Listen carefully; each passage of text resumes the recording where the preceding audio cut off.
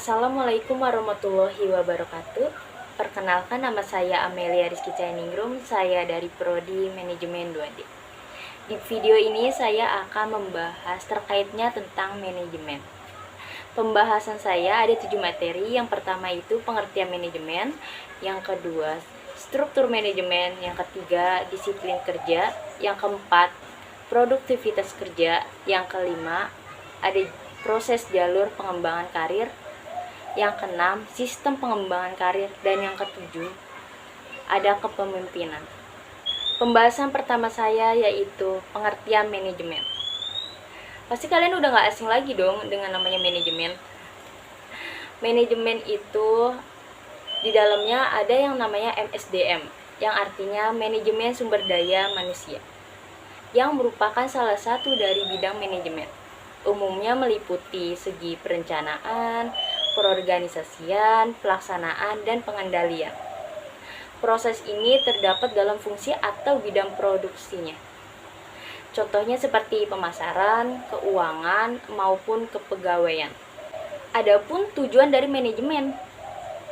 Manajemen itu memperbaiki kontribusi produktif orang atau tenaga kerja terhadap organisasi atau perusahaan dengan cara bertanggung jawab secara strategis, etis, dan sosial. Manfaat manajemen SDM bagi karyawan itu yang pertama, rasa aman dan kepuasan dalam bekerja. Yang kedua, jaminan keselamatan dan kesehatan kerja. Yang ketiga, perlakuan adil dalam bekerja. Yang keempat, penilaian karya yang objektif. Yang kelima, pembagian kompensasi. Pembahasan materi saya yang kedua yaitu struktur manajemen. Struktur manajemen itu ada 4, yaitu planning, organizing, controlling, dan accounting. Planning itu contohnya seperti kayak proses menetapkan sasaran organisasi untuk mencapai tujuannya. Jadi planning itu ibarat kayak perencanaan untuk kedepannya. Terus ada yang namanya organizing. Organizing itu seperti contohnya proses pengelompokan, kegiatan, penugasan untuk mencapai tujuan dan sasarannya. Yang ketiga ada namanya controlling. Contohnya seperti proses memastikan bahwa proses tetap mengarah pada sasarannya.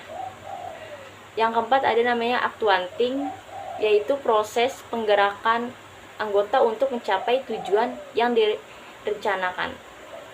Di dalam SDM itu tidak selalu berjalan dengan mulus. Selalu pasti ada namanya masalah. Masalahnya itu terkait dengan masalah eksternal, keragaman budaya dan sikap, masalah ekonomi global, masalah pemerintah, masalah organisasi, masalah profesional bagi manajemen yang bisnis, maupun masalah internasional dalam hak karyawan. Dengan adanya masalah SDM, kita tidak perlu lari, tapi harus menghadapinya. Yang pertama itu kita harus memprediksi SDM perlu dilakukan secara kualitatif dan kuantitatif melalui penelitian SDM. Yang kedua itu ada namanya rekrutmen dan seleksi, harus mendasarkan pada kepribadian, kemampuan yang positif. Yang ketiga itu ada namanya orientasi, perlu dilakukan dengan mendasarkan pada budaya perusahaan itu. Yang keempat, diadakan pelatihan serta pengembangan, perlu mengacu pada kompeten. Yang kelima, pemeliharaan perlu dilakukan dengan memperhatikan hak dan kewajiban karyawan. Yang keenam, ada penilaian prestasi, benar-benar menilai prestasi karyawan secara tepat dan berorientasi. Di SDM itu selalu ada namanya tantangan. Tantangan itu meliputi 2. Yang pertama itu ada tantangan internal, di mana tantangan ini terdapat pada pemilik, karyawan, pemerintah, customer, dan manajemen. Yang kedua itu ada tantangan eksternal yang meliputi perubahan teknologi, peraturan pemerintah, faktor sosial budaya, pasar tenaga kerja, faktor politik, kondisi perekonomian, faktor geografi, faktor demografi, dan kegiatan mitra. Adapun langkah-langkah yang harus dihadapi tantangan SDM. Yang pertama itu ada namanya monitoring lingkungan, mengidentifikasi perubahan variabel lingkungannya. Yang kedua, mengevaluasi dampak perubahan lingkungan. Yang ketiga, mengambil tindakan positif dari perubahan lingkungan. Yang keempat, ada namanya menganalisis umpan balik. Pembahasan yang ketiga yaitu disiplin kerja. Disiplin kerja itu adalah keadaan dan kesediaan seseorang menaati semua peraturan perusahaan dalam norma-norma sosial yang berlaku. Hukuman juga sangat diperlukan dalam kedisiplinan karyawan untuk mendidik karyawan supaya menaati semua peraturan yang ada di perusahaan. Pemberian hukuman harus adil dan tegas terhadap semua karyawan. Dengan keadilan dan ketegasan sasaran pemberian kedisiplinan hukuman terhadap karyawan, karyawan akan menjadi disiplin dalam pekerjaannya. Ada namanya macam-macam disiplin. Macam-macam disiplin itu ada 3. Yang pertama, disiplin preventif. Tujuannya itu untuk menggerakkan karyawan secara disiplin. Yang kedua, disiplin korektif. Berusaha membantu karyawannya mengoreksi perilakunya yang tidak tepat, seperti menasehatinya. Yang ketiga, disiplin progresif, yaitu kebijakan pemberian hukuman yang lebih berat terhadap pelanggaran yang selalu berulang-ulang. Indikator-indikator yang mempengaruhi kedisiplinan karyawan. Yang pertama itu ada tujuan dan kemampuan. Yang kedua, teladan pimpinan. Yang ketiga, balas jasa. Yang keempat, keadilan. Yang kelima, sanksi. Yang keenam, ketegasan. Dan yang ketujuh, hubungan kemanusiaan. Adanya faktor-faktor mempengaruhi kedisiplinan. Pertama, ada besar kecilnya pemberian kompensasi terhadap karyawannya. Yang kedua, ada tidaknya keteladanan pimpinan dalam perusahaan. Yang ketiga, ada tidaknya pasti yang dapat dijadikan pegangan. Yang keempat, keberanian pimpinan dalam mengambil tindakannya. Yang kelima, ada tidaknya pengawasan dalam pimpinan. Yang keenam, ada tidaknya perhatian kepada karyawan. Yang ketujuh, diciptakan kebiasaan-kebiasaan yang mendukung tegaknya disiplin. Adapun komponen kedisiplinan. Yang pertama itu adanya kehadiran atau absensi. Karena absensi itu mempengaruhi datangnya sebuah karyawan ke kantor. Yang kedua, ketaatan pada peraturan kerja. Yang ketiga, ketaatan pada standar kerja. Yang keempat, tingkat kewaspadaan yang tinggi. Yang kelima, bekerja secara etis. Materi pembahasan keempat yaitu produktivitas kerja. Apa sih produktivitas kerja?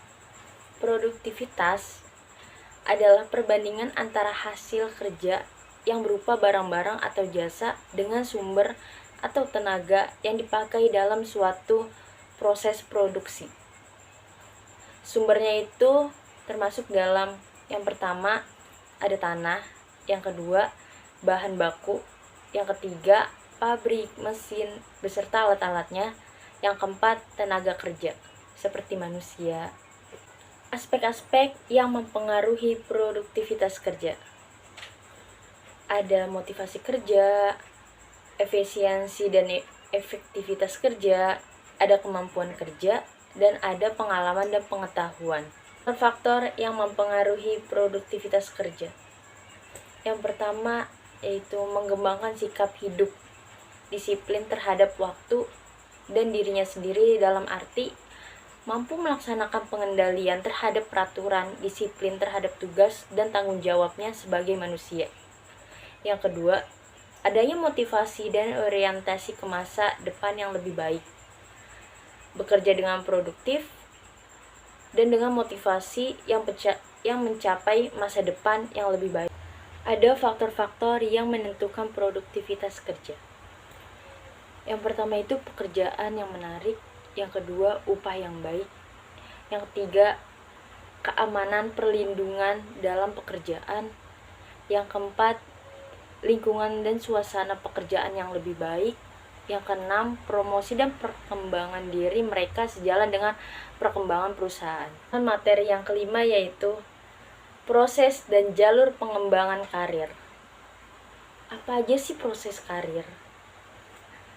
Proses yaitu sengaja yang diciptakan perusahaan untuk membantu karyawannya agar lebih meningkatkan karirnya dalam sasaran atau tujuan tersebut. Dan karir itu bagian penting akan berubah secara terus-menerus yang terjadi dalam perjalanan dan kehidupan karyawan yang bekerja di perusahaan. Apa sih tujuan jenjang karir dan jabatannya? Tujuannya itu ada 3. Yang pertama itu memberikan kepastian arah karir jabatan pada karyawannya. Yang kedua, meningkatkan daya tarik organisasi atau institusi bagi karyawan yang berkualitas. Yang ketiga, memudahkan manajemen dalam menyelenggarakan program-program pengembangan sumber daya manusia, khususnya dalam rangka mengambil keputusan di bidang karir tersebut. Beberapa hal yang dapat dipakai oleh individu untuk mengembangkan dirinya. Yang pertama itu berusaha mengenal dirinya sendiri. Yang kedua, berusaha mengenal kekuatan dan kelemahan pada dirinya. Yang ketiga, memiliki tujuan dan tahapan waktu yang terogram. Yang keempat, tidak bergantungan terhadap orang lain, tetapi tetap selalu mandiri. Ada 5 langkah dalam perencanaan karir. Yang pertama itu, ditetapkan 5-10 yang akan mendatang. Yang kedua, pikirkan pengembangan skill dan pengetahuan. Yang ketiga, mencari tanggung jawab yang lebih besar. Yang keempat, gunakan jaringan atau mencari orang lain sebagai network. Yang kelima, evaluasi kemajuan pada diri sendiri. Manfaat perencanaan dan pengembangan karir. Yang pertama itu mengembangkan para karyawan yang dapat dipromosikan. Yang kedua, mendorong pertumbuhan karyawannya. Yang ketiga, meningkatkan nama baik organisasi. Yang keempat, memuaskan kebutuhan karyawannya. Sebelumnya, saya menjelaskan pengembangan karir. Sekarang yang materi ke-6 pembahasannya yaitu sistem karir. Sistem karir dapat membawa beberapa manfaat.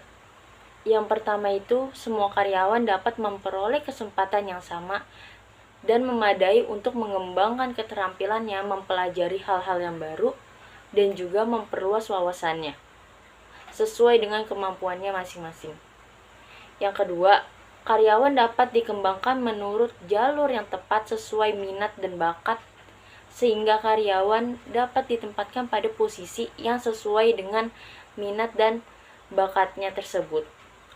Yang ketiga, karyawan dapat menjalankan secara baik dan lancar sehingga semua tingkatan dalam organisasi, mulai dari tingkatan pelaksanaan hingga pimpinan hingga sampai puncaknya, dapat diisi dengan karyawan kemampuan yang handal.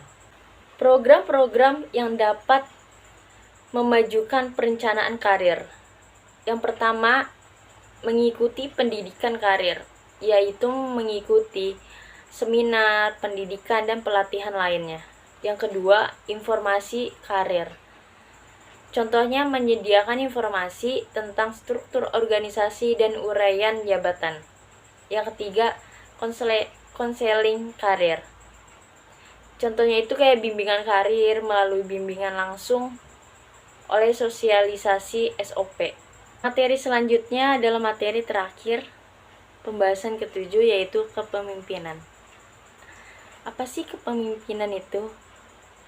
Kepemimpinan adalah kemampuan seseorang pemimpin untuk mengendalikan atau mempengaruhi pikirannya, perasaan atau tingkah laku orang lain untuk mencapai tujuan yang telah ditentukan sebelumnya. Adapun tugas-tugas dalam seorang pemimpin. Yang pertama itu, pemimpin bekerja dengan orang lain. Yang kedua, pemimpin adalah tanggung jawab dan mempertanggungjawabkan. Yang ketiga, pemimpin menyeimbangkan pencapaian tujuan dan prioritas. Yang keempat, pemimpin harus berpikir secara analisis. Yang kelima, pemimpin adalah seorang mediator. Yang keenam, pemimpin adalah membuat keputusan yang sulit.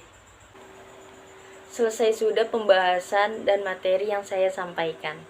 Kesimpulan dari manajemen yaitu mengandung fungsi perencanaan atau planning yang dijabarkan ilmu manajemen dan berfungsi sebagai sebuah analisis yang dirancang dan diprogram untuk menyikapi dan antisipasi akan adanya perubahan di masa yang akan datang.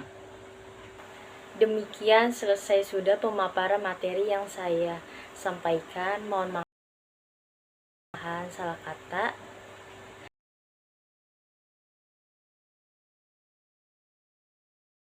Wabarakatuh.